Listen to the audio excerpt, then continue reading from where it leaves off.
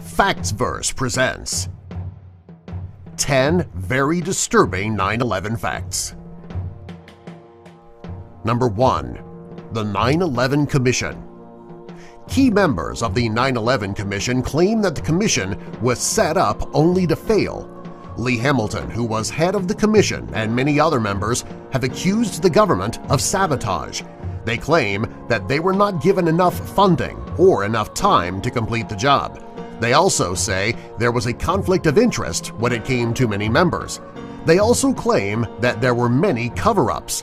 Member Max Cleland stated that the commission was a national scandal, and he then resigned. Before doing so, he made a public statement that the government was trying to cover up the truth. According to many members, officials at the Pentagon lied to them. Number 2. Funding. According to the United States Government Accountability Office, investigations into tragedies and scandals have a budget of $30 to $40 million. Despite this fact, 9/11, which was the largest terrorist attack to ever take place on American soil, only received $15 million for its investigation. This made many people believe that the government underfunded the 9/11 Commission intentionally, hoping to cover up some of the facts of that day. Number 3. Building 7. World Trade Center 7, which was located beside the Twin Towers, collapsed at 5:20 p.m., which was over 7 hours after the second tower fell. No planes came anywhere near hitting the building, which was only slightly damaged by fire. The BBC reported live on air that the building had collapsed. The only problem is that they reported the story 20 minutes before it actually fell. You could see Building 7 behind the reporter as she was speaking about the collapse. Building 7 housed the largest CIA office, which was currently investigating stock and account fraud. Building 7 was the first area to be cleaned up, and any remaining evidence from the building was destroyed. Number 4. Larry Silverstein. Larry Silverstein was a very wealthy CEO of Silverstein Properties. Oddly, on July 24, 2001, he made some very questionable investments, which was just 49 days before the attack. He took $14 million of his own money to win a bid on a 99-year lease of the World Trade Center.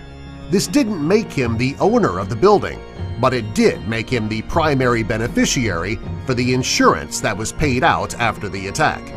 Silverstein and the insurance firm had a long, drawn-out legal battle in federal court, which resulted in Silverstein being awarded close to $5 billion. Number 5. Bush's security. At 9:06 a.m., President Bush was informed that a plane had hit the World Trade Center and that it was believed that America was under attack. Right away, many high-profile politicians, such as Vice President Dick Cheney, were rushed to a place that was deemed secure by officials and the Secret Service. President Bush, however, knew that his location at Booker Elementary School was national news, and he chose to remain there for 20 minutes after the attack, despite the huge breach in national security that his decision created. Number 6. Bush lies. In 2001, in Orlando, Florida, President Bush made a speech about the attacks. During the speech, a young boy asked the president about his feelings when he first heard about the attacks. According to President Bush, he saw the first plane hit on a television at Booker Elementary School while he was there visiting. Many people believe that he was not telling the truth because the only footage of the plane hitting the first tower was not released until September 12, 2001, a full day after the attacks. Number 7. Bad advice. After the first tower was hit, many people in the second tower decided to try to get out of the building and far away from harm's way. The Port Authority advised all of these people not to run and to remain at their desks. Some didn't listen and tried to escape. Those who did found guards at the exits, keeping them blocked inside. Soon after, over 1,000 people who remained in the second tower died. Number 8. The Pentagon. The Pentagon is the most secure and has the most surveillance of any building in North America. Despite this fact, no footage of a plane hitting the building was ever released. The only footage that was ever released was that of an explosion seen from a gas station nearby. Many find it odd that all you see in the footage is an explosion but no plane. Number 9. William Cooper. On June 28, 2001, just 3 months before the attacks, William Cooper made some unbelievable predictions during a radio broadcast. He claimed that an attack would take place on American soil and would be blamed on Osama bin Laden, even before bin Laden was infamous and even recognized. 2 months after the 9/11 attack, William Cooper was found dead in his home after being shot. Number 10. Flight 93. Of all the disturbing 9/11 facts, this is the most disturbing. The 9/11 Commission reported that the third plane, Flight 93, crashed in a field in Shanksville, Pennsylvania.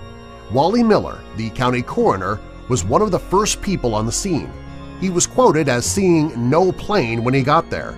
He stated that it looked like someone dug a 10-foot ditch and filled it with trash. He also said there were no bodies when he arrived, and he never once saw a single drop of blood. Subscribe for more.